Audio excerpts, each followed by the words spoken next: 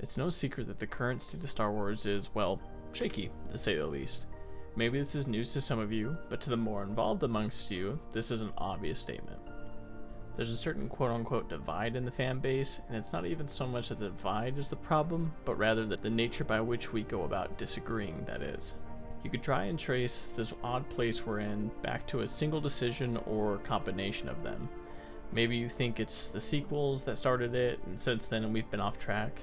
Or maybe it's the older fans are way too opinionated and they're the problem. Perhaps it's just Disney as a whole, really ruining the fun for everybody.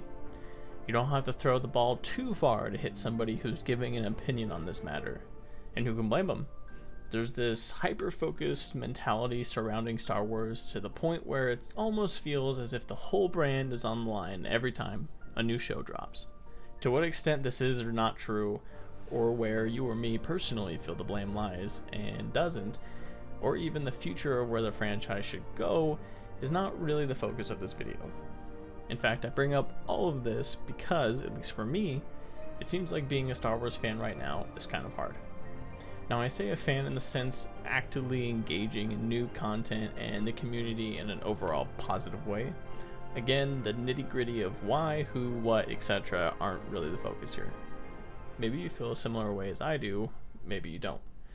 But if you do, and you've been really struggling to find ways to still actively engage with Star Wars without it bumming you out every time, then this just might be the video for you, as I'm going to lay out a few ways you and me can start really enjoying Star Wars again. This first idea is perhaps a bit of a no-brainer, but it can also potentially feel like you're avoiding the problem. And that is pinpointing the content or spaces you're currently engaging with the Star Wars community and that tend to leave you frustrated or disheartened about Star Wars, and limiting your time in those places.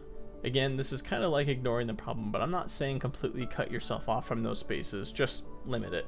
There's a lot of strong opinions out there, which are fine and good, but it can get a little overwhelming very fast, especially if you're like me and you enjoy getting excited about new, cool Star Wars things happening. For everyone, of course, this will look a little different, but I have found this to be extremely helpful for me because it keeps a majority of my time surrounding Star Wars from being a less than positive experience. It gives me more time to enjoy it.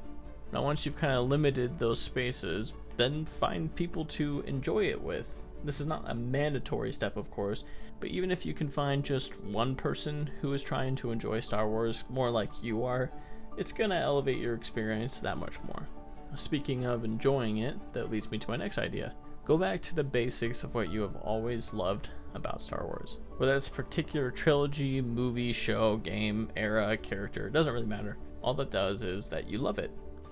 Once you do that, explore why you love it and what about it specifically that you love. For me, if you're familiar with my content at all, you know I love certain characters like Yoda and Luke a lot. I enjoy their reflections of reality and how we as people engage with the world around us. For me, Yoda has been a reminder that even with time as an ally to your wisdom and knowledge, you can't always take the world's problems on your shoulders alone. Luke further solidifies the importance of hope for goodness in others. He reminds me that someone has to find goodness in the world because there's plenty of people who don't. When I remind myself of those things and get to experience it again through watching the original trilogy or seeing Yoda in the Clone Wars, it revives my heart for Star Wars and simply puts a smile on my face. Or maybe you're looking for a little bit more than the basics and you just want a space to experience something fresh in Star Wars. You can always dabble in Legends material. Of course, this comes with some caveats. The first being, if you're already fairly familiar with the Legends lore, this might not be all that new and exciting, but I'd be willing to bet that besides a few super hardcore folks out there, there is still something new for you waiting to be discovered. The other caveat is that most of Legends material is in the form of a book or comic, which isn't everyone's cup of tea. Trust me, I get it. I've never been much of a reader myself, and that's okay. I would encourage you to pick one book, and I'll give you some suggestions here in a second. Pick one and have the goal of not judging the experience until you're at least 3 chapters in. This is a trick I use because the act of reading isn't my favorite, but engaging with wonderful stories is something I love. I found that if I hold myself to at least a few chapters, I'm generally too engaged in the story to even notice that I'm reading at that point. Believe me, I really don't enjoy reading naturally, and this has worked so well for me. Now, a few safe bets for good books are, if you're looking for something that expands more within a familiar time frame to the movies, I would recommend Dooku Jedi Lost and or Master and Apprentice. Both expand on extremely interesting characters that we don't necessarily get a lot of info from the movies or shows alike. And if you want, I do have a book review up on my channel for Master and Apprentice if you'd like a better idea of what it's about. If you'd like something that is far beyond any timeline explored in the movies or shows, then I would recommend the Bane trilogy books or the Revan book, taking place roughly 1000 and 4000 BBY respectively.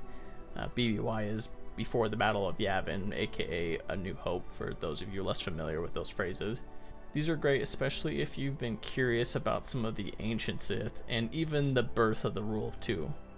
These may come across as fairly typical recommendations to some of you, but I'd argue that's because they're fantastic recommendations. There is, of course, also some of the older games you could try playing. Yes, most of them, the gameplay is very dated, but they do have some amazing stories nonetheless. Such games like the original Knights of the Old Republic, or KOTOR for short, explore a time in the galaxy revolving some very significant events in its history that are far removed from anything that we've seen on the big screen. Now, all in all, these ideas do share an underlying principle.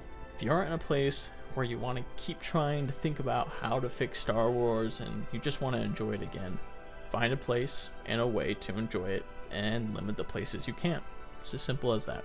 Now that's going to be it for this video. I hope you found this helpful or at least somewhat inspiring. If you are looking for more ideas or would like to share ideas down in the comments, please send them down there, ask some questions, inspire each other. After all, we're all Star Wars fans, and I think it's pretty fun to enjoy this content together. Please be sure to like and subscribe if you enjoyed, and I will see you in the next one.